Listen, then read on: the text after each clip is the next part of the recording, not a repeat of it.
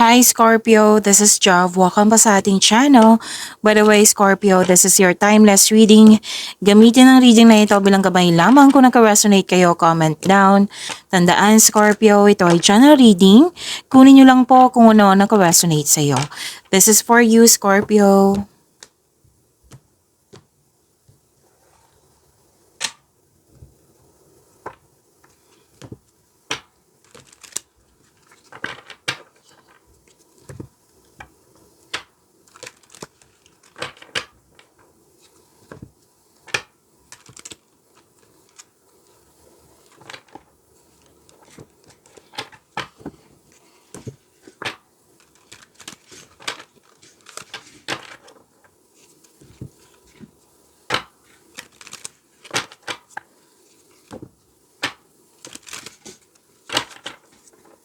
Para po ito sa iyo, Scorpio.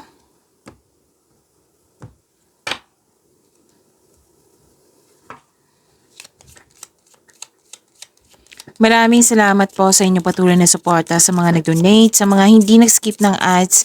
Maraming salamat po.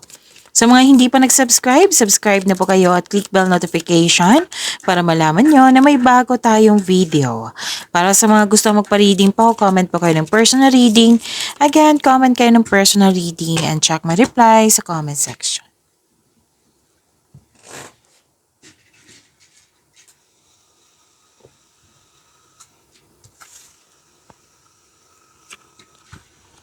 Okay. May importanteng desisyon, Scorpio. May importanteng ganap din sa passion mo. Tapos, sabi ng iyong card dito na nagalit kasi kayo dito. Galit kayo kasi nasaktan kayo at nagkaroon kayo ng argument. So, sana'y maiwasan nyo to or pwede na nangyari na ito na sana'y ma-overcome nyo po, Scorpio. And yun po ha, may mahalagang desisyon po dito at may pagbabago. May new beginning akong nakikita dito. Huwag kayong mag-alala sa pagbabago na ito, new beginning na ito is kasi this is change for the better. This is for change. Change for the better po. Makakatanggap kayo ng mabuting balita. May paglilipat sa malayong lugar or pwedeng biyahe to, lakad. Or pwede din may connection kayo sa malayong lugar. May sasabihin kayong sa grupo ng tao at nagulat sila. Pwede din. At nakikita ko rin dito, Scorpio, na makakatanggap kayo ng balita na may buntis or ikakasal. And love is blooming. Yes, love is blooming and anong tawag nito? Romance, attraction, and affection. Nagkaroon din ng time for yourself.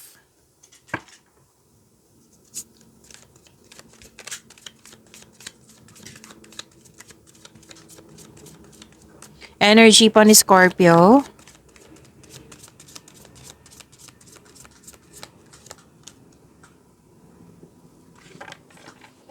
Para po sa mga bago dito, kung may napansin kayo na repeating message, yan po yung pinupush ng card sa inyo. Like for example, nanood kayo sa isang video reading nyo, sa daily, monthly, weekly at dito din, at may napansin kayo na repeating message, yan po yung pinupush ng card sa inyo na kailangan yung bigyan ng atensyon, solusyon at aksyon kung maaari po.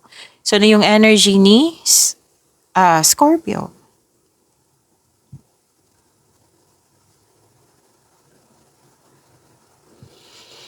Wow, malapit mo nang maabot yung goal mo sa buhay, oh, Scorpio. Parating ng resulta sa inyong sipag at tiyaga. Naghihintay at malapit ka na mag-harvest. Yes po. And gumagawa ka ng plano dito. Okay, may sabi ng card dito na may nakita ko dito, Scorpio, pwedeng nangungulit ka sa isang tao. Oo. At may sabi din dito yun para sa mga single na na wag po daw kayo magmadali na magkaroon ng relasyon. And you need to slow down, kilalanin mo ng mabuti. Enjoy nyo po yung getting to know each other stage nyo. Kung may nangyaring ligawan na.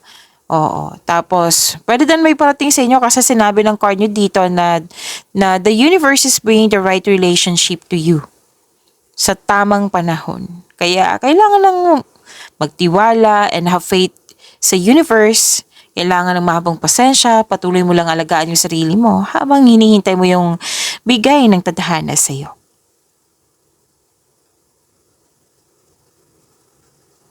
Tandaan nyo yung sinabi ko kanina na pwedeng nangungulit kayo or pwedeng naiinip. Yan. Kasi nakikita ko dito na kailangan kong nang mag-level up. So, yung naiinip, disappointed, pwede sa current situation or sa current job mo, pwede. So, this card tells you na parte ito ng proseso. Alam mo na part ito ng process. Kaya, have faith, patuloy lang yung pagsisikap, pagsisipag sa trabaho. Dahil check naman ma-achieve yung gusto mong posisyon o kasaganaan. So, stay patient. And,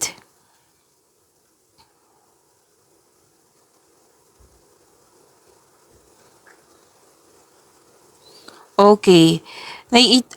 Harvest pa rin itong sinasabi na you are very close to see the tangible results in yung mga effort yan. Basta i-maintain nyo po yung mahabang pasensya, stay positive, and be grateful.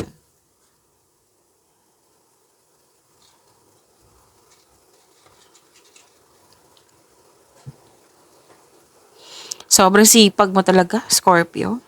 Kitang-kita ko dito sa dalawang card na ito. Hard work, productivity, full of movement.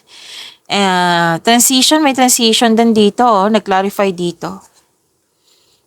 Bagong kasanayan, kaalaman. This card reminds you kapag ginagawa mo ang gusto mo, mamahalin mo ang ginagawa mo. Tapos ang tagumpay sa pagkaperahan at seguridad ay produkto na yung pagsusumikap. Oo, at ano to taas ng tagumpay ay nasa iyo. So keep up the great work, Scorpio. Okay, kaya pala naging masipag ang ilan sa inyo dito kasi gusto na magkaroon ng pamilya. Or yun po, syempre naging masipag tayo para ma-secure yung future mo. Future natin, yan. Naging masipag ka kasi gusto mo ma-secure yung future mo. Yan, tinama ko. Scorpio. Okay. Hard work at dedikasyon sa mga ginagawa mo dyan for financial prosperity. Ang sabi ng card dito, keep up the great work. Patuloy mo lang magsumikap, Scorpio. Pwede din ang ilan sa inyo nag-aaral ng new skill para ma-increase yung income nyo. Gumagawa kayo ng passive income. Alam nyo ba, sinabi ng card dito, kung ano man tong... Kasi may ang ilan sa inyo dito nag-study, nag-practice, yan. It might be this is about your skills. It will lead you to abundance po, sabi ng yung card. Basta magtiwala, trust that you can do anything. Set kayo ng clear intention na so that you can achieve success sa pamamagitan ng pagiging masipag.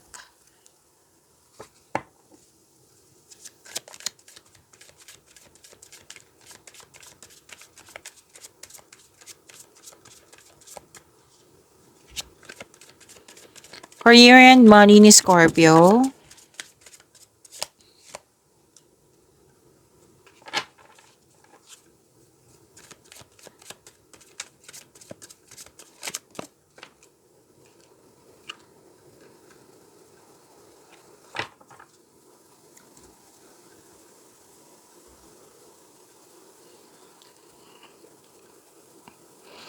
Wow. Ganda naman. Granted yung manifestation mo. Dalawang card yung mismo nagsabi nito. Granted yung manifestation mo, may new beginning. So, this is repeating message. Oo, so different card po siya ha, but the same message.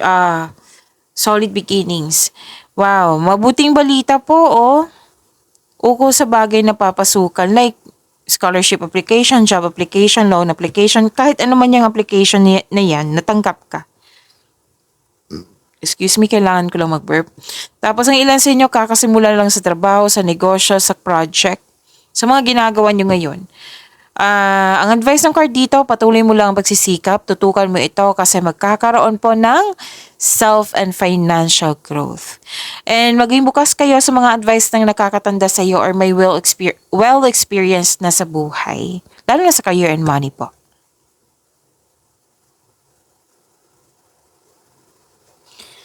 So, masagaan lang simula. Mag-ingat po daw kayo sa paggawa ng plano para magtagumpay ito. Andito pa rin po, from here to here. Yung dinedevelop mo yung hobbies mo, skills mo para pandagdag income, makadagdag income, passive income po. And you're very focused sa mga ginagawa mo ngayon. You are putting effort without rushing. Ito yung gusto ko, hindi nagmamadali.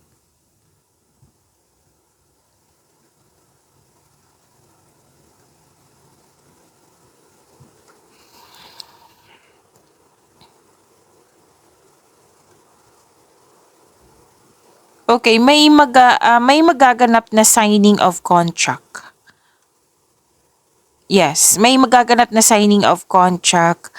May magaganap na challenges sa work, pero huwag kayong mag-alala kasi positive outcome naman ang sinabi dito. Kung may job interview or any kind of negotiation po, magiging successful po ito. Ang ganda naman. Sa financial, mabalanse mo ang kaperahan mo at mas may i-improve pa ito. Kung legal concern po ito, legal matters po, mananalo po kayo. Oo, mananalo kayo or mare-resolve na. Yan ang sabi. So, nasabi ko na ba na may signing of contract? Oo, mukhang nasabi ko na eh. So, this card advise you to stay true to yourself and act with integrity. Basta po yung disbalance noon, magiging balanse na ngayon. Pabor na sa iyo. Diba? Ang ganda. Claim nyo po. Ang ganda po, Scorpio.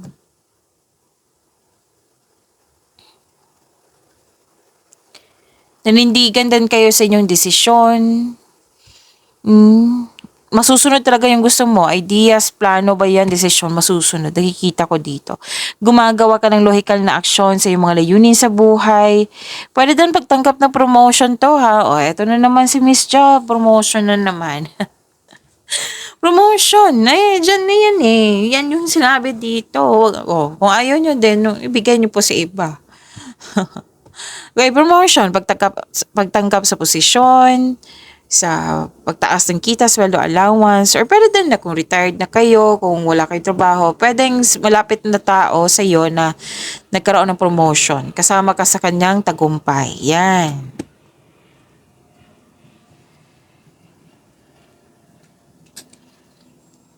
So, ginagalang ka at kinikilala ka ng mga tao dyan kasi malaki ang contribution mo. Oo. Marami ka nang napatunayan po. Tapos, sabi na yung card, hindi to mawawala talaga sa iyo, Scorpio, na sinabi ng card na magaling kayo sa mga ginagawa nyo kasi masipag kayo.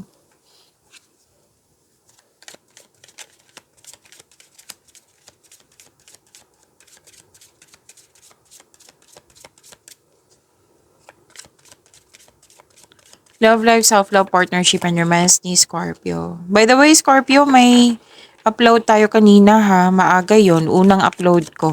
That is our love reading po. Kung curious ka sa iniisip ng person mo, then malalaman mo doon.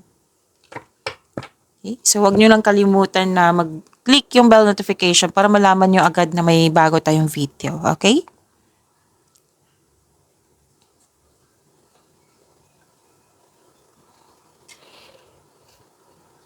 Okay. Sa mga single po, nakikita ko dito na maraming maliligaw or marami kang nililigawan. Pwede din pumipili ka ng kaibigan. O, pumipili ka ng tao dito.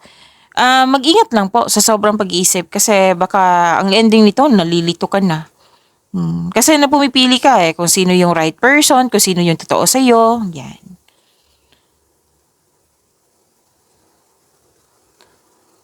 Okay, sa mga relasyon sa buhay mag-asawa, ingat lang po sa temptation. Pwedeng sa bagay to, tao.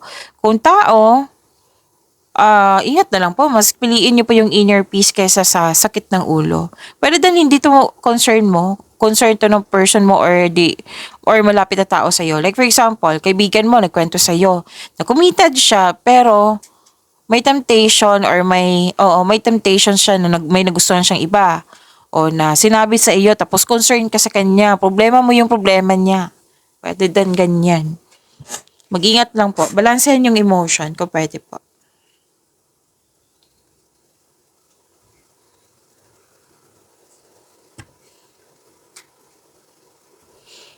So may ganap na conflict dito.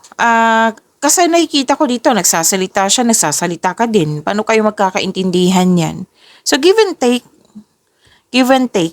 Okay? So, kung ano man tong challenges na ito, ma-overcome niyo po ito. Huwag kayong mag-alala, Scorpio.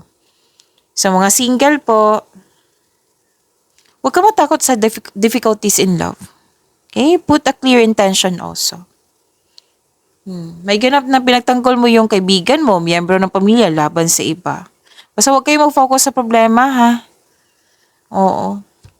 Kasi magdudulot ito ng pagtigil. Pag-imanin niyo po yung blessings sa binigay sa inyo, Scorpio. See you tomorrow. Maraming salamat po.